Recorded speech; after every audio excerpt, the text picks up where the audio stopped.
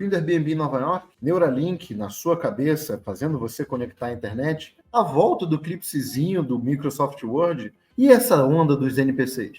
Tudo isso no Giro de Notícias dessa semana. A primeira notícia que a gente tem hoje é da Wired, talvez um pouco dramática na sua manchete. Ela diz assim: o final do Airbnb em Nova York. E aí a gente tem que contar um pouquinho da história de como é que o Airbnb começou. A primeira ideia ligada ao Airbnb era o que a gente chamava de Couchsurfing, que inclusive teve um site chamado Couchsurfing, que era o uso de espaço sobrando na casa das pessoas para receber as pessoas para turismo. Você quer viajar, você fica no sofá de alguém, você fica no quarto de hóspede de alguém. E isso era gratuito, era um sistema de reputação. Então você entrava no Couchsurfing porque você entregava a sua casa para alguém, mas por compensação você entrava numa rede que te permitia ir para a casa de outras pessoas. O Airbnb fez o que foi chamado de sharewashing. Ela entrou nessa economia, que era uma economia de compartilhamento, daí share economy, economia de compartilhamento, e transformou ela numa economia real, numa economia monetária. Na prática, o que ela significou foi: as pessoas poderiam alugar seus quartos de hóspede, ou suas casas sobressalentes, ou suas casas enquanto elas estivessem viajando, para outras pessoas chegarem. Com a pressão tanto econômica para o Airbnb aumentar as suas funções, quanto dos próprios usuários para você ter Airbnbs com um padrão de serviço menos doméstico, menos caseiro, ter o sabonetezinho individualizado, não sei o quê, ele na prática virou um concorrente dos hotéis, e não um concorrente incidental dos hotéis. O Airbnb virou uma forma de fugir da regulamentação que tem para a produção de hotéis. O que na prática aconteceu foi que muitas cidades turísticas, Nova York é uma cidade muito turística, receberam um influxo muito grande de pessoas que compraram imóveis e com esses imóveis passaram a transformar em Airbnb para rentabilizar esses imóveis. Isso gerou uma crise, tanto uma crise imobiliária, com aumento de preço dos imóveis, quanto uma crise de aumento do preço dos aluguéis, quanto também uma crise no setor hoteleiro. E, naturalmente, o poder público começou a perceber que, olha, o Airbnb deixou de ser uma coisa de share economy, finge ser uma economia de compartilhamento, para ser uma economia qualquer outra, no caso, o setor hoteleiro, desregulado. E aí as regulamentações agora, mundo afora, na Europa já existem algumas cidades que fizeram isso, tem pressionado contra o Airbnb, criado regulamentações que evitem que que o Airbnb seja utilizado para burlar a lei de zoneamento da cidade. Nova York reagiu a isso agora, e é provável que isso cause uma despencada, uma derrubada muito grande do número de Airbnb disponíveis em Nova York. Por isso esse termo meio fatalista de final do Airbnb em Nova York, que a matéria traz. Mas, na verdade, o que está acontecendo é o retorno do Airbnb à sua função principal, que é o uso de espaço sobressalente compartilhado por outras pessoas, monetizado a partir do compartilhamento por outras pessoas. A próxima notícia é sobre o YouTube. O YouTube, no seu Made on YouTube, um evento que acontece em Nova York, anunciou suas novas funcionalidades que serão lançadas ao longo do ano que vem.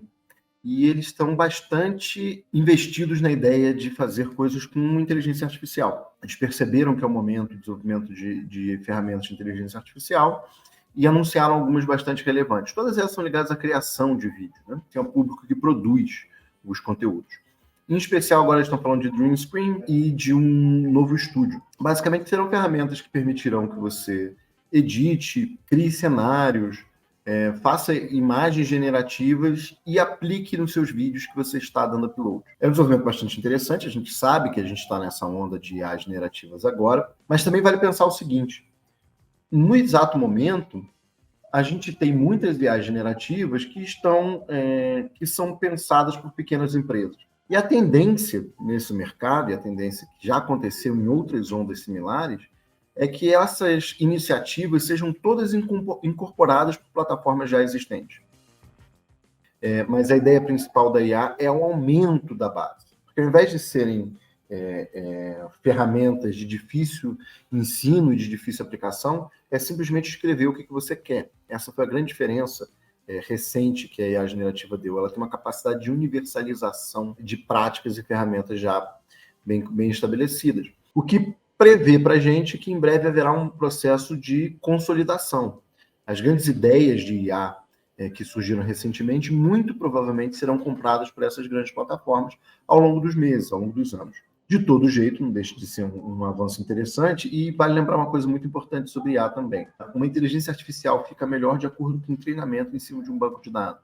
E não existe banco de dados melhor de vídeo do que o YouTube. Por conta disso, mesmo que eles estejam atrasados no desenvolvimento de inteligência artificial, o que não é exatamente verdade, a Google tem um sustento bastante forte, a tendência é que as IAs desenvolvidas por eles têm uma capacidade de se autotreinar muito mais do que IAs desenvolvidas por pequenas desenvolvedoras de IA. Por conta disso, esse mercado de consolidação, há uma pressão a mais para que essa consolidação de mercado aconteça. De todo jeito, a partir do ano que vem, dê uma olhada no Studio Creator do YouTube, que provavelmente vai ter uma funcionalidade muito interessante para dar uma brincadinha, ou se você for produtor de conteúdo, para aplicar no seu dia a dia. A próxima notícia do Mashable é o retorno do clipsezinho de papel do Microsoft Word. Quem não lembra, aquele mascote se chamava Clip, aquele que ajudava na década de 90, início dos anos 2000, você a escrever com recomendações, explicando como é que era a ferramenta. A Microsoft anunciou que vai fazer o Clip 2.0. Na prática, eu não sei se vai ser o mesmo mascotezinho, mas o que ele está falando é que vai integrar no seu Microsoft Word uma ferramenta de IA que permita, como o Clip fazia, ensinar funcionalidades, ferramentas e tudo mais, mas de uma forma generativa, ou seja, de uma forma muito mais orgânica, que permita que você converse com ele e se chegue ao resultado desejado, ao invés de ser uma caixa de busca que te entrega aquilo que você, em geral, não quer. Essa notícia, esse feature está anunciado para a próxima atualização do Microsoft Word. A gente não sabe quando isso irá acontecer, mas acredito que até no início do ano que vem essa feature vai estar em mercado. Não deixa de ser engraçado para quem lembra, não sei se afetuosamente, mas tem alguma nostalgia com o Clip, em especial porque ele era muito inútil. Agora, com a Microsoft, toda essa corrida para o uso de IAs, é possível que a gente encontre um clipezinho de papel que não seja completamente chato e inútil, atrapalhando você a escrever. A próxima notícia também do Mashable, que o TikTok vai integrar a máquina de busca do Google. E aí a gente tem que conversar um pouco sobre a ideia de máquina de busca. Num passado muito remoto, a melhor máquina de busca era a Alta Vista. Depois, ela foi derrotada pela chegada do Google. O Google era efetivamente muito competente. Ele utilizava uma lógica de biblioteconomia que dizia basicamente que um artigo é relevante quanto mais ele é citado por outros artigos. Foi uma transformação na capacidade de acesso à internet em si. Isso fez com que os sites fossem muito mais acháveis e fez com que o Google se tornasse o que é hoje, ou seja, uma gigantesca empresa. Porém, e aí vale lembrar o último episódio que a gente falou sobre enshittification, a plataforma foi piorando muito de qualidade com máquina de busca. Primeiro, por conta da chegada de anúncios, depois porque as pessoas naturalmente, o mercado naturalmente, hackeou o sistema de buscas do Google porque estar acima do sistema de busca era muito importante para os próprios comércios. Então surgiu 1 bilhão de técnicas de SEO, de Search Engine Optimization, ou seja, de otimização das máquinas de busca, o que foram tornando cada vez mais inúteis o Google em si. E aconteceu do próprio público começar a buscar outras coisas que deem respostas satisfatórias quando eles precisam fazer uma busca na internet. Uma delas, óbvia, é o uso do ChatGPT como máquina de busca. Sendo que, especificamente, ele diz, nós não somos uma máquina de busca. O ChatGPT não funciona como máquina de busca. Mas a qualidade do Google caiu tanto que muitas vezes é preferível estar no ChatGPT, com o risco do ChatGPT alucinar, essa é a expressão correta. Ele inventa coisas, a inteligência artificial tem um momento que ela perde-se no seu próprio banco de dados e começa a inventar coisas ao invés de falar dados que efetivamente aconteceram. E por conta disso não deve ser usado como máquina de busca. Mas essa pressão não parou. As pessoas continuam precisando de máquinas de busca eficientes. Por conta disso, elas continuam utilizando outras formas. Uma delas é o TikTok. No TikTok, você quer recomendação de viagem, você escreve recomendação de viagem para a cidade onde você vai, e você vai encontrar algum vídeo que vai falar sobre isso. O TikTok, então, percebeu que a melhor coisa que ele poderia fazer era aceitar que as pessoas utilizavam como isso e se tornar uma máquina de busca. Para isso, ele está utilizando o engine, ou seja, a máquina do Google, ele quer integrar a programação do Google na sua máquina de busca para melhorar a qualidade da máquina de busca do próprio TikTok. Pode ser uma evolução bastante interessante. Temos que ver como é que funciona essa integração, como é que o Google reagirá. O Google tem concorrente do TikTok, em especial o YouTube é da Google, mas também é um sinal de vitória no mercado. Mesmo que você não seja a máquina de busca utilizada, utilizarem a sua tecnologia de máquina de busca internet afora é muito importante para a sua presença de mercado. Vamos ver como é que isso vai ser aplicado, como é que isso vai acontecer. Ainda no TikTok, numa notícia que fará todo mundo se sentir velho, o TikTok está reprimindo, está começando a notificar as pessoas dessa tendência de lives de NPC. Live de NPC, para quem não entendeu, quem ficou sem paciência, NPC quer dizer personagem não jogável de um jogo de RPG. São basicamente personagens que são programados para terem ações repetitivas, falarem sempre a mesma coisa, reagirem sempre da mesma forma. Eles são quase objetos da história do jogo. Uma live de NPC é alguém vestido como se fosse um desses NPCs e agindo de forma repetitiva. Alguém fala alguma coisa e ele sempre fala as mesmas frases. Por aí vai.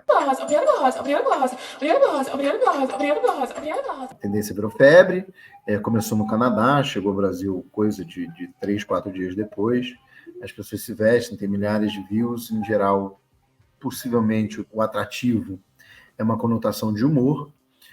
As pessoas também têm identificado uma questão de depreciação, de objetificação do corpo feminino. O TikTok começou a ficar meio chateado com essa tendência, acha que burla suas próprias regras, tem uma preocupação geral com depreciação, com vídeos que possam ser jogar tomate no palhaço a partir dessa plataforma, e por conta disso está começando uma notificação em massa, uma tentativa de repressão da tendência.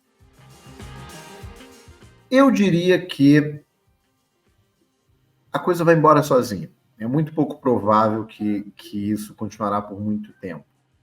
Acho que ficará um nicho pequeno da internet daqui a muito pouco tempo.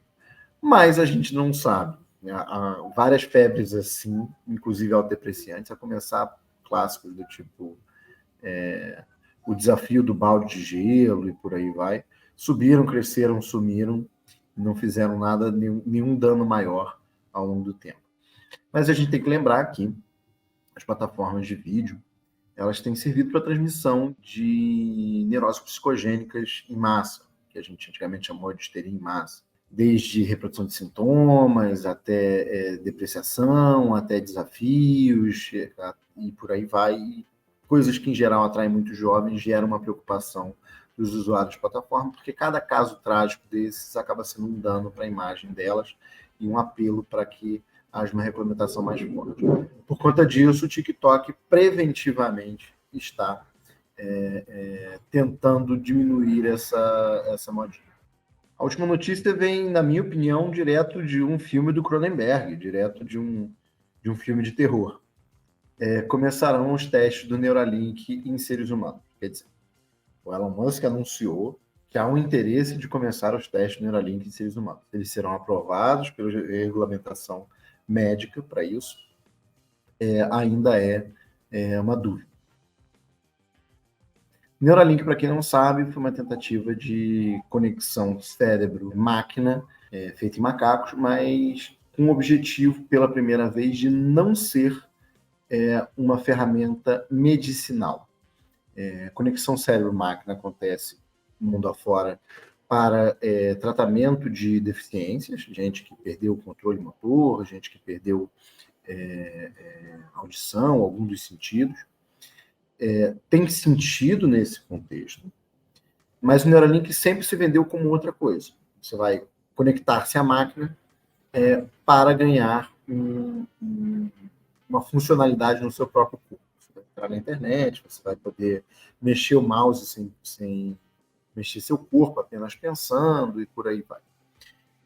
Há uma dúvida muito grande sobre a ética disso, em especial que testes humanos para algo que é simplesmente uma funcionalidade, você não ajuda, não faz nenhuma grande diferença na vida dos seres humanos, é complicado, porque, entre outras coisas, um grande número de macacos morreram nesses testes, ainda há uma discussão sobre o número exato, há uma discussão se houve violações éticas, há uma discussão se não houve fraude nos dados sobre o número de macacos que morreram, se efetivamente morreram mais macacos do que a Neuralink anunciou.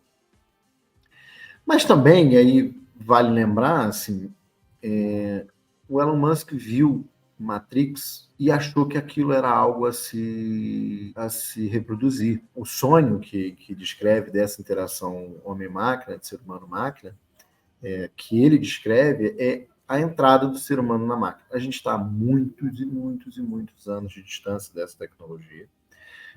Não é porque a Neuralink diz que isso será possível, que você poderá entrar na internet, por aí vai, que a gente dispensará dos nossos sentidos, do nosso corpo, para conseguir participar do mundo digital.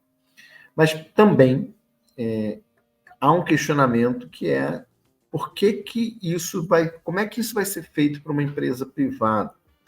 Por que uma empresa privada vai ter controle sobre essa forma de acesso, que não deixa de ser o meu acesso com o mundo? Eu acho, enfim, uma tendência distópica como um todo, muito desnecessário a tecnologia que está sendo feita hoje. Pessoas que têm plena faculdade do seu corpo, pleno controle sobre o seu corpo, não tem nenhuma dificuldade de utilizar a internet, não tem nenhuma vantagem adaptativa você não clicar no controle remoto, você decidir que programa é ir. E aquilo que ele pensa como futuro, como desejável no futuro, para mim é distópico. Eu não acho que toda evolução científica é para o bem da humanidade, muito pelo contrário. A gente muitas vezes faz muitas coisas muito destrutivas. Porém, está anunciado. Vamos ver como é que isso segue, em especial porque eu acredito que haverá uma reação das autoridades de saúde pública, porque o Neuralink até hoje, o uso de macacos em experimentos científicos foi muito complicado. Gente, esses foram os Giro de Justiça da semana. Espero que vocês tenham gostado. Se você gostou, aperta aí o sininho para notificar sempre que tiver um novo vídeo como esse. E siga a gente nas redes sociais, LinkedIn, Twitter, Instagram e eu, particularmente, no Twitter. Um abraço, até semana que vem.